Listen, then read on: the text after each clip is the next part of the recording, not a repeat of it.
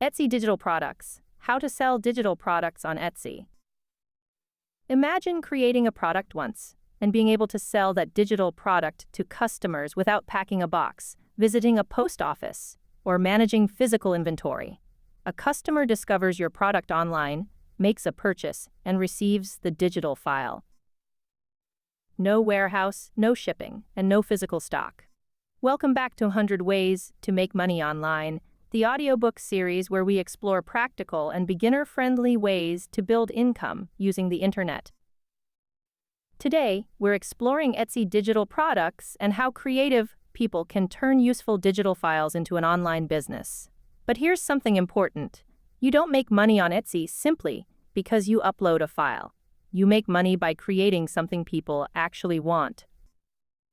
So let's discover how this business works. Digital products are products that customers can purchase and download electronically. Instead of receiving a physical item, the customer receives a digital file or access to a digital product.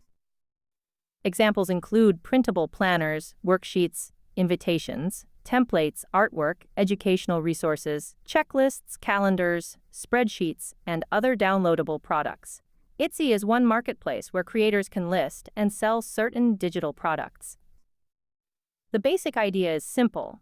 You create a useful digital product, create a product listing. A customer discovers it, they purchase it, and depending on the product and Etsy's current systems, the digital item can be delivered electronically.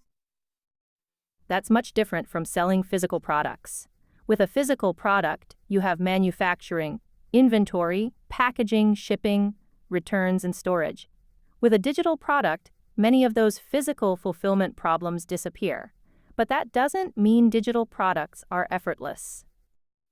You still need a good idea, good design, good marketing, customer service, and consistent improvement.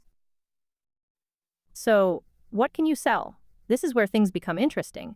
There are thousands of possibilities. You could create printable planners, budget worksheets, wedding invitations, resume templates, business templates, social media templates, educational worksheets, calendars, checklists, wall art, digital journals, meal planners, party games, event materials, spreadsheets, craft-related digital files, and many other products, depending on Etsy's current policies and what you are legally permitted to sell. But don't make the mistake of thinking, I'll create something and hopefully someone buys it. Instead, start with a problem. Ask yourself, what does my customer need? What would save them time? What would make their life easier? What would help them organize something? What would help them create something? What would they rather buy than create from scratch? That's where good product ideas come from. One of the easiest ways to become overwhelmed is trying to sell everything. Instead, choose a niche. For example, you could focus on student teachers, parents, small business owners, freelancers, wedding planners, job seekers, content creators, real estate professionals, fitness enthusiasts, travelers, or people interested in personal organization. Let's say you choose job seekers. What digital products could help them? You could create a resume template, a cover letter template, an interview preparation worksheet, a job application tracker, or a career planning workbook. Now you have a potential product collection rather than one random product. Before spending days creating your product, research the market. Search Etsy for products similar to your idea. Look at the types of products being offered. Study how sellers describe their products. Look at customer reviews where available. Pay attention to what customers like and what they complain about. You can also use tools such as Google Trends to explore broader search interest. The goal isn't to copy another seller. The goal is to understand the market and identify opportunities to create something better, clearer, more useful, or more specialized. Now it's time to build your product. Suppose you've decided to create a printable weekly planner. Don't just make a page that looks attractive. Think about usability. Is the text easy to read? Is there enough writing space? Is the layout intuitive? Can the customer print it easily? Does it work in the intended format? Are the instructions clear? A beautiful product that is difficult to use isn't a good product. Your goal is Useful first, beautiful second. Ideally, you want both. Here's an important strategy. Don't depend on one product. Once you've created your first product, create related products. For example, if you sell a student planner, you might also create a study timetable, an assignment tracker, an exam planner, a reading tracker, a semester dashboard, and a study checklist. Now you have a small product collection. You can also create bundles. Instead of selling 5 products separately, you might offer a bundle containing several related products, provided your listing and licensing terms are clear. Bundles can increase the perceived value of your offer. Your product listing is extremely important. Think of it as your digital storefront. Your title should clearly communicate what the customer is getting. Your images should show the product from different angles or demonstrate how it works. Your description should answer important questions. What is included? Who is it for? What file formats are included? How does the customer use it? Is it printable? Is it editable? What software is required? Are there any limitations? The customer should not have to guess. Clarity builds trust. If nobody sees your product, even an excellent product can struggle to sell. That's why understanding marketplace search is important. Use relevant keywords naturally in your listing. Think about what your customer would type into the search box. For example, instead of using only a broad phrase like planner, you might have a more specific product such as printable weekly meal planner. The exact keywords you use should match your actual product. Don't stuff your listing with unrelated keywords. Write for customers first and use relevant search terms naturally. Remember this, customers can't touch a digital product before buying it. Your images need to do the selling. Show the product clearly. Use mock-ups where appropriate. Show different pages. Demonstrate features. Highlight what's included. If you're selling a planner, show several pages. If you're selling a template, show how it looks when completed. If you're selling wall art, show it in a realistic room setting. Your images should help customers imagine owning the product. You don't have to depend entirely on Etsy search.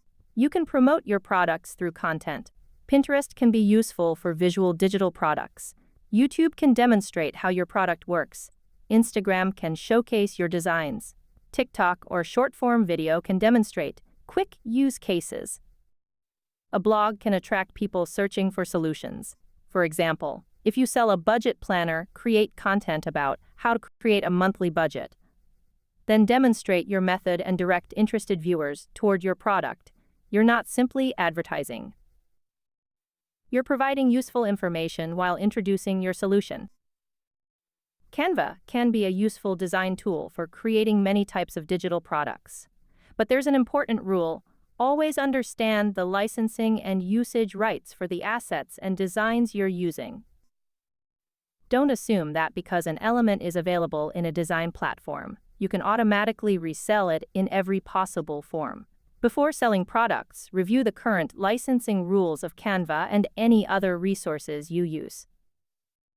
Your digital product should contain content you have the right to sell. You may search Etsy and see hundreds or thousands of similar products. Don't panic. Competition can actually show that customers are buying in a particular category. Your job is to find your angle. Instead of creating a generic planner, create a planner for a specific audience. Instead of generic social media templates, create templates for a particular profession. Instead of general worksheets, create resources for a specific educational need.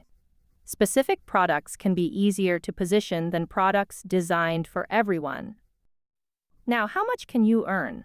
This is where you need realistic expectations. There is no guaranteed income. Some sellers make occasional sales. Others build substantial digital product businesses. Your results can depend on product quality, demand, competition, pricing, search visibility, customer experience, marketing, and how many useful products you have. And remember that marketplace fees, taxes, refunds, advertising costs, and other business expenses can affect your actual profit. So don't think, upload one product and become rich. Think, Build a useful product business one product at a time. If you want to test this idea, here's a simple 7-day challenge. Day 1, choose a niche. Day 2, research customer problems and competing products. Day 3, choose one product idea. Day 4, create the first version. Day 5, test, edit, and improve it. Day 6, create professional listing images and description. Day 7, publish and start promoting. Then repeat. 1 product becomes 2, 2 become 5, 5 become 10, and eventually you may have a digital product catalog serving a specific audience. Here's where the Etsy digital product business becomes more interesting. You don't have to sell only one type of product. You can create a product ecosystem. For example, imagine you build a store for small business owners.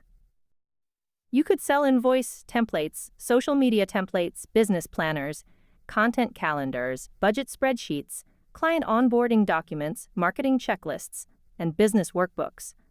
One customer problem can lead to many related products. And when customers trust one product, they may become interested in others. That's how a simple digital download can potentially become a larger digital product business. So remember today's most important lesson. Don't create digital products just because they're easy to deliver. Create them because they're useful. Find a specific customer. Identify a real problem. Create a simple solution. Make the product easy to understand. Build a professional listing. Promote it. Listen to customer feedback. Improve it. And repeat. The goal isn't to create hundreds of random files. The goal is to build a collection of products that people genuinely find useful. Thank you for listening to episode 15 of 100 Ways to Make Money Online. If you're enjoying this audiobook series, subscribe and continue the journey as we explore more practical ways to turn skills, creativity, and digital products into potential online income. In the next episode, we'll discover another opportunity and another way to build a business using the internet. Until then, keep learning, keep creating, and keep solving real problems. Because when you create something useful, a digital file can become a digital business.